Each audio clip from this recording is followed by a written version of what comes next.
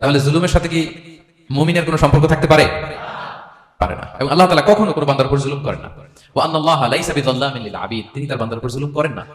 কোনোভাবেই যেন জুলুম না হয়ে যায়, এজন্য আল্লাহ তাআলা কিয়ামতের দিন মাওয়াজিনাল কিসত, ন্যায়ের মানদণ্ড তিনি প্রতিষ্ঠা করবেন, যাতে একটু ভুল না হয়ে যায়, জুলুম না হয়ে যায়।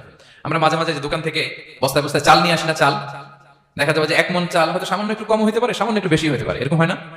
দেখবেন যে দিছে 10 কেজি, বাসায় এসে দেখবেন যে 10 কেজির একটু বেশি, একটু সামান্য বেশি কয়েক গ্রাম, অথবা 10 কেজির চেয়ে সামান্য কয়েক গ্রাম কম, এরকম হয়ে যায় না? মানুষ তো আমরা, কি বলেন? কিন্তু আল্লাহর নিক্তি পাল্লায়, মিজানের পাল্লায় এরকম হবে নাকি? হবে হবে? আল্লাহ বলে না, মাওয়াজিনাল কিসত, ন্যায়ের মানদণ্ড সেটা। ফামাইয়া আমাল মিসকালা যাররাতিন খায়রান ইয়ারা, যাররা পরিমাণ ভালো করেছো তো সেটাও ওজন দেয়া যায় ওই পাল্লায়। সুবহানাল্লাহ পড়বেন না? ওমাইয়া আমাল মিসকালা যাররাতিন শাররান ইয়ারা, কোন পরিমাণ খারাপ করেছো সেটা ওজন দেয়া যায়, কারণ ওয়া আন্নাল্লাহা লাইসা বিযাল্লামিন লিল আবিদ, তিনি বান্দার উপর জুলুম করেন না। তিনি এমন পাল্লা দিয়েছে যাতে জুলুম না হয়। আমাদেরটাই ভুল হয়ে যেতে পারে, ওনারটাতে ভুল হলে চলবে না, কেউ জিতে যাবে, ঠকে যাবে, কি বলেন? যাররা কাকে বলে? যাররা, যাররা মানে এত ছোট জিনিস, এত ক্ষুদ্র জিনিস যেটা খালি চোখে দেখা যায় না। বাংলাদেশের উদাহরণ দিলে বুঝতে পারবেন ভালো। বাংলাদেশের শীতের সিজনের কথা মনে আছে আপনাদের? না মালয়েশিয়া এসে সব খাই ফেলেছে?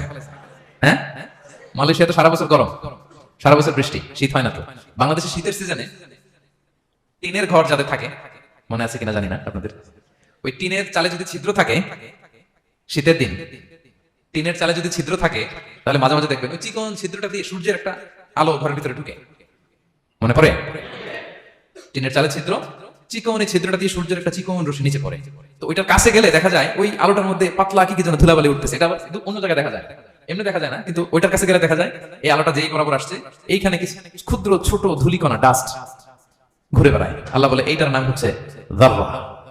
ফামাইয়া আমাল মিসকালা যাররাতিন খায়রান ইয়ারা, এই ডাস্ট উড়ে বেড়ানো ছোট্ট ধূলিকণা যেটা খালি চোখে দেখা যায় না, এতটুকু ভালো যদি করো সেটাও সেই মিজানের পাল্লায় ওজন দেওয়া যায়।